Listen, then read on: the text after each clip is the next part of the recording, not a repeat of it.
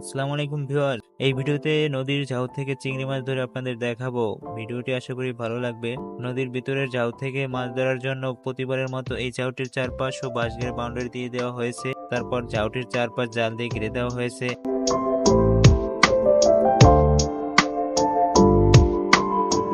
এখন ঝাউটি ভেঙে তুলে ফেলা হচ্ছে ডালগুলো। তুলে ফেলা হচ্ছে বলতে ঝাউটি ভেঙে ডালগুলো তারই সাইডে ফেলে আরেকটি ঝাউ দিয়ে দেওয়া হচ্ছে। ভিউয়ার্স, এদিকে দেখেন একটি গলদা চিংড়ি মাছ ধরা হয়েছে। ঝাউ ভাঙার কাজ শেষ, এখন জাল চাপানো হবে। জাল চাপানোর পরে দেখা যাবে এই ঝাউটির ভিতরে কতগুলো মাছ ছিল। জাল চাপানোর পরে বলতে জাল চাপিয়ে উপরে তোলার পরে দেখা যাবে যে এই ঝাউটির ভিতরে কতগুলো মাছ ছিল। এখন ভিউয়ার্স, আপনারা দেখতে পাচ্ছেন জাল উপরে তুলে নিয়ে আসার জন্য কাজ চলতেছে। এখন জাল দেখে দেখে মাছগুলো সব উপরে নিয়ে আসা হবে। ভিউয়ার্স, আপনারা দেখতে পাচ্ছেন মাছ দেখা যাচ্ছে, অনেকটাই উপরে নিয়ে আসা হয়েছে।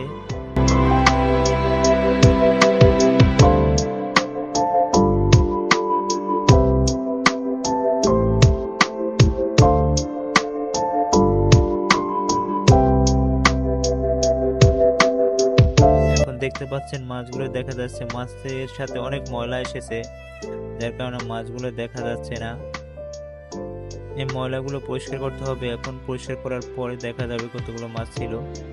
ভিউয়ার্স, দেখতে পাচ্ছেন মাছের তুলনায় ময়লা অনেক বেশি, যার কারণে মাছগুলো দেখা যাচ্ছে না ক্লিয়ার। এখন ময়লাগুলো পরিষ্কার করার জন্য নিয়ে যাওয়া হবে। এখন ময়লা থেকে মাছগুলো আলাদা করা হচ্ছে। ভিউয়ার্স, আপনারা দেখতে পাচ্ছেন কত বড় বড় বাইলা মাছ ও গলদা চিংড়ি মাছ পড়েছে এই জাউটির ভিতরেও।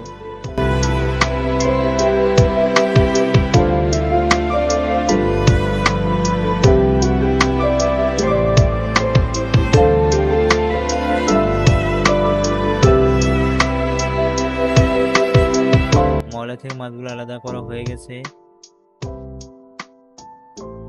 ভিউয়ার্স, আজকে এই জাউটির ভিতরে এই চিংড়ি মাছগুলো পড়ছিল। ভিউয়ার্স, দেখতে পাচ্ছেন মাছগুলো এখন ক্লিয়ার দেখা যাচ্ছে।